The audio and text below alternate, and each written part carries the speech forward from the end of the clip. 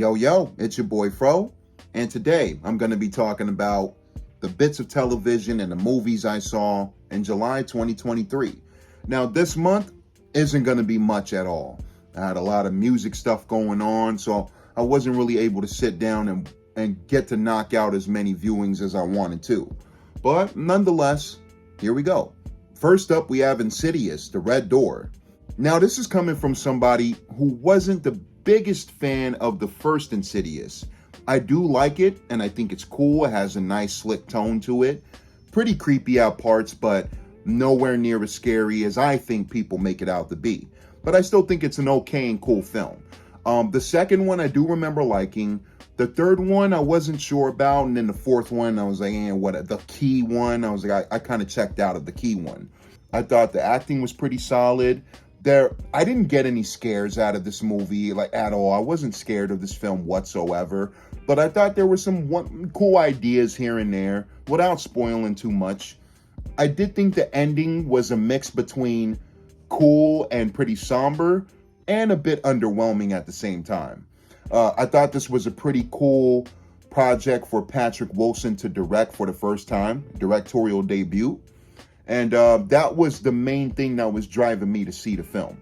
But long story short, Insidious, The Red Door, okay film. I did like it, but just kind of okay.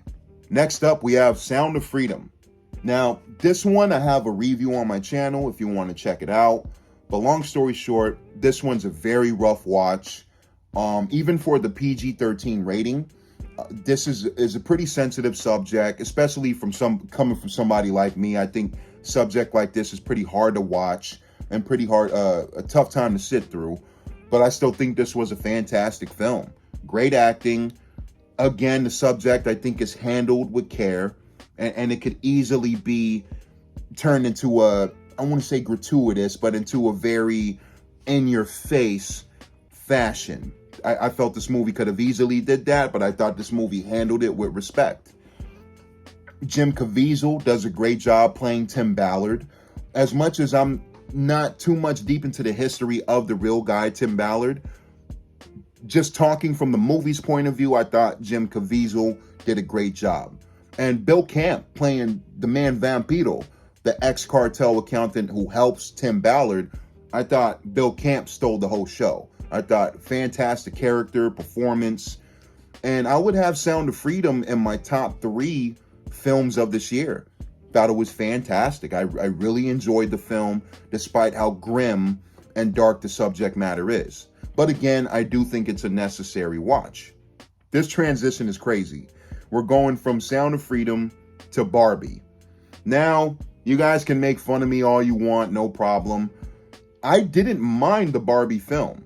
Were there things I didn't like about it? Sure. Were there things I liked about it? Sure. I was actually cracking up a couple times through the film. Honestly, just a complete honest review. Will Ferrell, I'm a big fan of Will Ferrell, so he gave me chuckles. I enjoyed Michael Cera as Alan. I thought he was one of the highlights for me. For some reason, I liked Alan. I thought he gave me big chuckles. And I did like Ryan Gosling as Ken. I didn't mind Margot Robbie as Barbie. I thought she did a good job. I thought all the actors did a solid job with what they were given.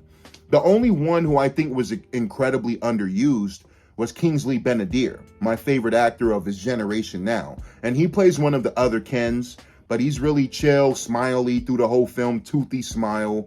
And at the end, they do something kind of cool for his character.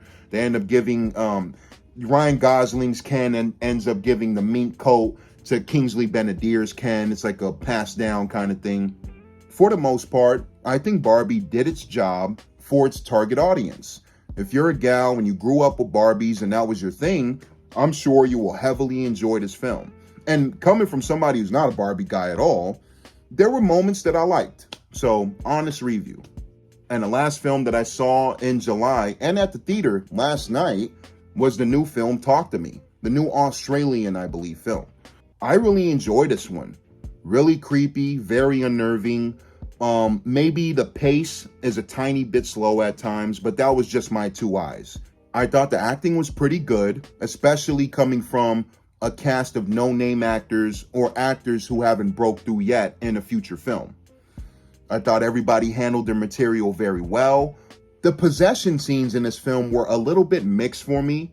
It was just the characters' motives and how they were going along with this and treating this hand like a fucking game, even though it causes serious consequences in the film. So the characters do make dumb decisions in typical horror fashion. But sitting back and really thinking about the film, especially after I saw it yesterday, I really enjoyed this one. I do recommend it. If you're not so sure, or if you're not a big possession kind of person, possession horror film kind of person, then maybe wait for this one on streaming. But I do think this one is one of the better possession films in a while. I think this one was pretty well done. Acting good, some nice scares here and there. Is it super, super, super scary? Maybe not as much as people are making out to be, but there's some pretty disturbing moments that left me like, whoa, this is rough. Like, there's some moments in this film that are definitely tough. But well done. And the directors are YouTubers. Like, they blew up off of YouTube. So I do root for stuff like that. It's nice to see two brothers that were big YouTubers transitioning into future films. I think that's dope. Now, real quick, moving on to the television bits. The past 2 days, I've just been watching Celebrity Deathmatch. Like, it's very nostalgic for me. As a kid, this was my shit. Like, literally, Celebrity Deathmatch was one of my favorite shows of all time. So, I recently saw it again on Paramount. I'm looking through Paramount. I'm like, yo, Celebrity Deathmatch. So I was excited for that. And it's fun, dude. I just saw Nicole Richie versus Paris Hilton. And Paris Hilton got mollywopped. She got burnt. She got burnt to a crisp. Well, it's Bam Margera versus Tony Hawk, which I thought that one was pretty brutal. That's a brutal one. I'm like, oof. I don't really want to go into details with that one, but it involves a sick Tony Hawk skateboard trick that fucks up Bam Margera. You're like, oh, brutal. But yeah, I love this. I really cherish Celebrity Deathmatch. One of my favorites still. And of course, I'm a very big goofball. Those who know me personally, I can appear serious sometimes, but underneath these layers, I'm a very, very goofy guy. So I've been on a Beavis and Butt-Head binge, the original TV show. Like, I'm a big fan of Beavis and Butt-Head, Do America. I really enjoyed the recent Do the Universe film more than I expected. And I do enjoy episodes here and there of the reboot that came back a few years ago. But I'm just watching the original, straight up OG episodes. And it just took me back to childhood. Just took me back to that kid just laughing his ass off in front of the TV set, you know. Beavis and Butt-Head, as goofy as serious as I can appear to be, I love Beavis and Butt-Head, and it's definitely one of my favorites. My Judge, I think, is in a way pretty underrated. Like, he's created some of the biggest shows of all time. King of the Hill, Beavis and Butt-Head, etc. Even films like Idiocracy. I'm a Mike Judge fan. But that's it, y'all. That's what I watched in July 2023. I try to get more on my list of viewings, but hectic month, crazy month.